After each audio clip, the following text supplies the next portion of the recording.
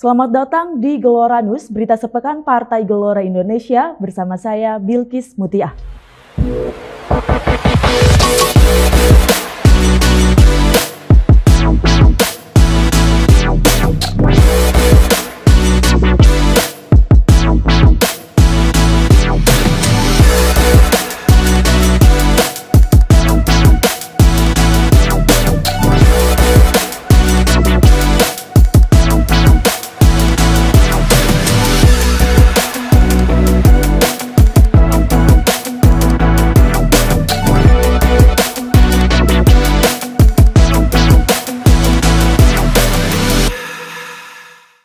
Berita pertama, Wakil Ketua Umum Partai Gelombang Rakyat Indonesia, Fahri Hamzah, memuji kebesaran jiwa Presiden Joko Widodo dan Presiden terpilih Prabowo Subianto yang lebih memilih untuk tidak bertengkar serta melakukan rekonsiliasi politik usai 2 kali pemilu yang berlangsung sengit dan akan menciptakan sejarah transisi pemerintahan yang damai.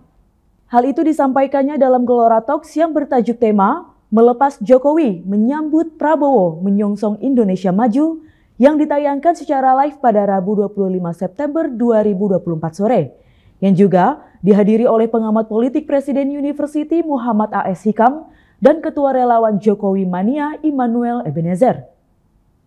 Jadi sudahlah, kita ini elit nih omong kosong, banyak yang ngawur, hanya pingin konflik nggak jelas alasannya, ya kan? Sementara masyarakat itu senang dengan apa yang sudah diputuskan oleh Pak Jokowi, dan juga senang dengan hasil yang terjadi pada Pilpres yang lalu, yang artinya ide keberlanjutan dan rekonsiliasi adalah tema kita ke depan. Nah, hari ini kita punya hari tanggal 25 September, H-25 menuju pelantikan Pak Prabowo tanggal 20 Oktober yang akan datang. Alangkah baiknya kalau kita mempersiapkan satu pola untuk melepaskan presiden yang sudah memimpin 10 tahun dan untuk mengucapkan selamat datang ke presiden yang akan memimpin paling tidak 5 tahun yang akan datang, yaitu Pak Prabowo dan Mas Gibran. Berita berikutnya, Ketua Umum Partai Gelombang Rakyat Indonesia, Anies Mata, menghadiri Rakornas Almatin di Hotel Balairung, Jakarta pada Selasa 23 September 2024 malam.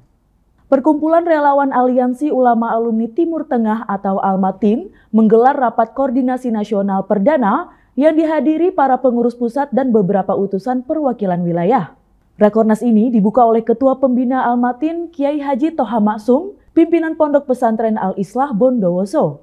Dalam sambutannya, Kiai Haji Toha mengajak Almatin mengawal dan memastikan pemerintahan baru berjalan dengan baik. Malam itu, Anies Mata juga berkesempatan untuk memberikan pencerahan dan wawasan geopolitik global, serta mengingatkan agar umat Islam tidak lagi menjadi supporting system, tetapi juga sebagai jembatan kepentingan umat dalam memperjuangkan maslahat umat. Setelah runtuhnya Uni Soviet karena Amerika sendirian, proyek pertama Amerika di era Clinton itu adalah proyek demokratisasi global.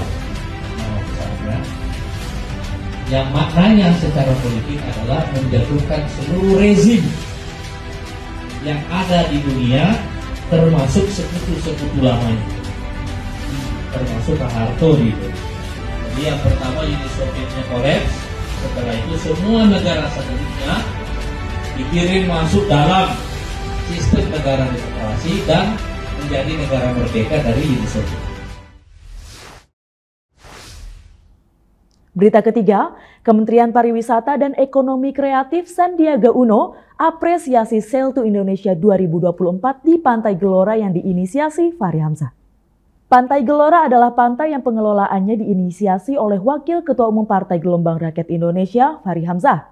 Pantai Gelora diresmikan oleh Ketua Umum Partai Gelora Anies Mata pada 24 November 2020 lalu. Pada Sabtu 14 September 2024 sore, event Sail to Indonesia West Indonesia Yacht Rally 2024 secara resmi dibuka oleh pejabat Gubernur NTB Maijen Purnawirawan Hasanuddin dan Bupati Sumbawa Mahmud Abdullah di Pulau Sumbawa, Kabupaten Sumbawa.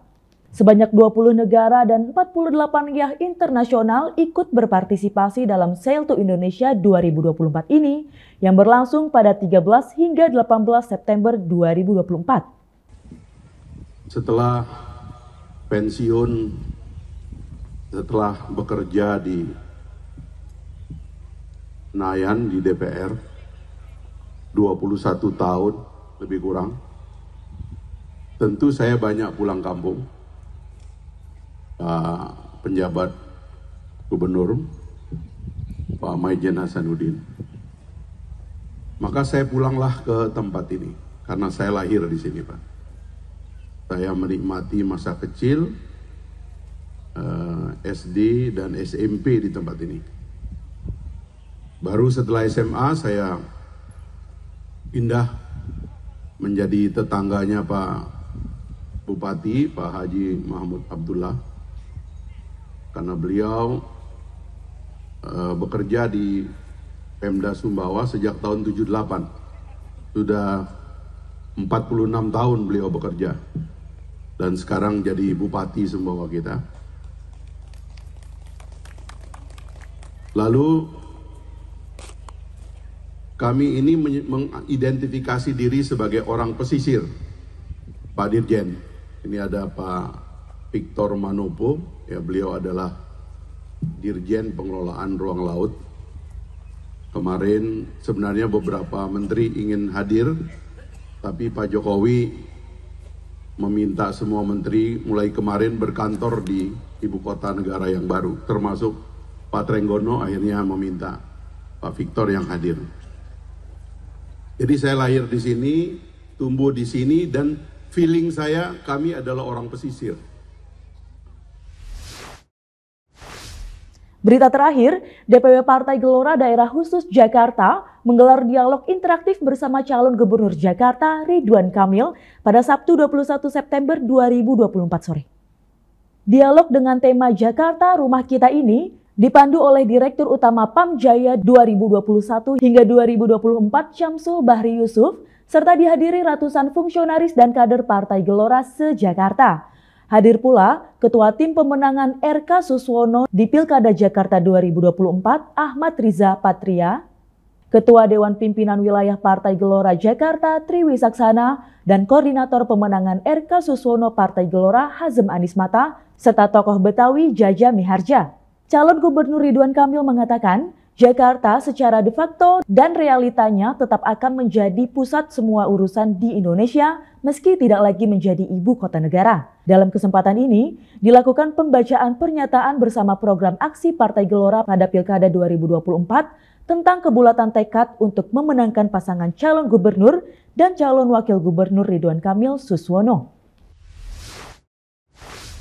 Sekian Geloranus pekan ini, saya Bilkis Mutiah pamit undur diri. Saksikan Geloranus setiap Sabtu pukul 7 pagi hanya di Gelora TV. Selamat berakhir pekan.